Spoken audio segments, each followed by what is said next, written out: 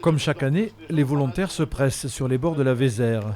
Plusieurs équipes sont réparties sur divers tronçons. Trajet du jour, Tonac, Saint-Léon-sur-Vézère, soit 5 km de descente. En solo, en duo ou en équipe, le nettoyage commence. C'est dingue tout ce qu'on voit dans les arbres ou même tout ce plastique, ça fait peur quoi. Longue de 211 km en tout, la Vézère, très prisée des touristes en haute saison, a bien besoin de ses volontaires pour évacuer les déchets. Elle est magnifique cette rivière. Je nettoie toujours un petit peu quand même, de mon côté. Du coup, le faire en groupe, ça fait quelque chose de beaucoup plus convivial, quoi.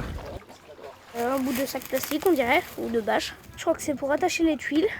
Je pense qu'il faut initier de plus en plus les enfants à la protection et au traitement des déchets. On est trop habitué à consommer et puis à avoir beaucoup de déchets, donc il faut un peu montrer l'exemple, quoi, d'être un peu plus responsable. Il y a quelques années, l'organisateur de cette opération trouvait des réfrigérateurs ou des pneus en grande quantité. Les déchets qu'il découvre aujourd'hui sont plus faciles à retirer des berges. Ils ne datent pas de l'année dernière, hein. Ça c'est des plastiques qui ont déjà 10-15 ans et qui descendent en fonction des crues, du ravinement.